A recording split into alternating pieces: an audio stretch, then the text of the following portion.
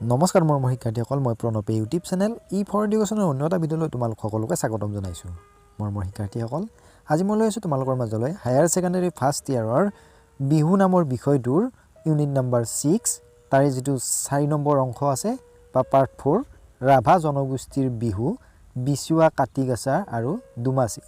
এই ইউনিটটোৰ যিখন প্ৰশ্নমালা আছে বা অনুশীলন আছে সেই অনুশীলনৰ প্ৰশ্নৰ উত্তৰসমূহ। তেতিয়াহ'লে আচোন পলম নকৰি আজিৰ ভিডিঅ'টো আৰম্ভ কৰোঁ। আৰু তাৰ আগতে তোমালোকলৈ এটা অনুৰোধ, মোৰ চেনেলটো যদিহে ছাবস্ক্ৰাইব কৰা নাই তেতিয়াহ'লে ছাবস্ক্ৰাইব কৰি দিবা আৰু কাষতে থকা বেল আইকনটো প্ৰেছ কৰি দিবা। মই দিয়া এনেকুৱা ধৰণৰ শিক্ষামূলক ভিডিঅ'সমূহ বা বিভিন্ন প্ৰশ্নৰ উত্তৰসমূহ নিয়মিতভাৱে পাই থাকিবলৈ। আৰু ইয়াৰ আগৰ পাৰ্টকেইটা যদি তোমালোকে চাব খোজা মই ডেছক্ৰিপশ্যনত লিংক দিছোঁ, তাত গৈ তোমালোকে চাব পাৰিবা।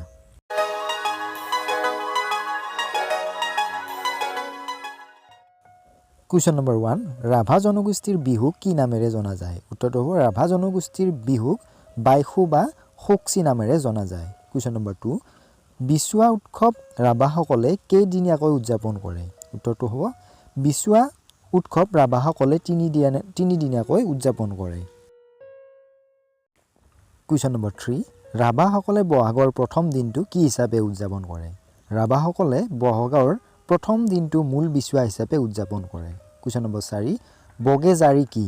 উত্তৰটো হ'ব বগেজাৰি এক প্ৰকাৰৰ গীত যি প্ৰাতি ৰাভা সমাজত বিচুৱাৰ কেইদিন এসপ্তাহ বা এপষেক কাল তিৰোতাৰ ভাগে আৰু মুনিহৰ ভাগে ঘৰে ঘৰে মদ মাংস খাই গোৱা গীত।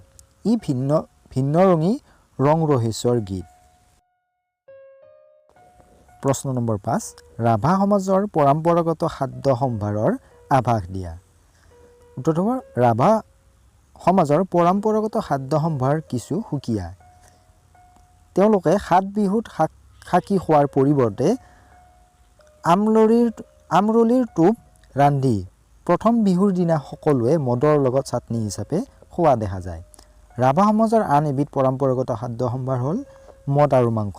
পাতি ৰাভা সমাজত বিচুৱাৰ কেইদিন এসপ্তাহ বা এসপ্তাহ কাল তিৰোতাৰ ভাগে আৰু মুনিহৰ ভাগে ঘৰে ঘৰে মদ মাংস খাই বহু ৰঙীন নাইবা বগেজাৰি গীত গাই উৎসৱ মুখৰ কৰি ৰাখে। মদ নোখোৱাবোৰে চিৰা, আটাকুৰা, বিভিন্ন পিঠা পনা আদিৰ সোৱাদ লয়। প্ৰশ্ন নম্বৰ 6, কাটিগাছা কি? কাটিগাছা হ'ল আহিন কাতিৰ সংক্ৰান্তিত উদযাপিত দিনতীয়া উৎসৱ বিশেষ। নামনি অসমৰ ৰাভাসকলে কাতি বিহুক কাতিদল বা কাটিগাছা বোলে। কুৱেশ্যন নম্বৰ 7, নোম ঘূৰাইকাই বা ঘৰ ঘেৰণি কি? ৰাভাসকলে মাঘ বিহুৰ উৰুকাৰ দিনাখন সন্ধিয়া বেলিকা সৰু ডাঙৰ সকলো ঘৰৰ চাৰিৰ ওপৰেদি এৱা সূতেৰে ঘেৰ দিয়ে। এই অনুষ্ঠানক নোক ঘূৰাইকাই বা ঘৰ ঘেৰণি বোলা হয়। কুৱেশ্যন নম্বৰ 8, ৰাভা সমাজত বহাগ বিহুত কণী যুঁজ খেলাৰ নিয়ম আছেনে? ৰাভা সমাজত বহাগ বিহুত কণী যুঁজ খেলাৰ নিয়ম নাই। কুৱেশ্যন নম্বৰ 9, চৈতালি বাও কি? উত্তৰটো হ'ব চৈতালি বাও হ'ল চৈত মাহত গা বেজ বজাই যোৱাকৈ বলা শুকান পচোৱাৰ বাবে হোৱা আলস্যজনিত এবিধ ব্যাধি।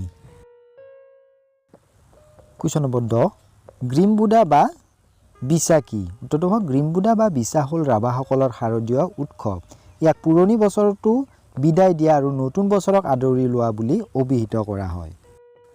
মৰমৰ শিক্ষাৰ্থীসকল, আশা কৰোঁ এই ভিডিঅ'টোৱে তোমালোকক অকণমান হ'লেও উপকৃত কৰিব পাৰিছে। যদিহে উপকৃত কৰিব পাৰিছে তেতিয়াহ'লে ভিডিঅ'টোত এটা লাইক কৰি দিবা, বন্ধুবৰ্গৰ মাজত শ্বেয়াৰ কৰিবা আৰু কি বিষয়ৰ ওপৰত ভিডিঅ' প্ৰস্তুত কৰাটো বিচৰা তোমালোকে সেইটো কমেণ্ট কৰি জনাবলৈ মোক নাপাহৰিবা।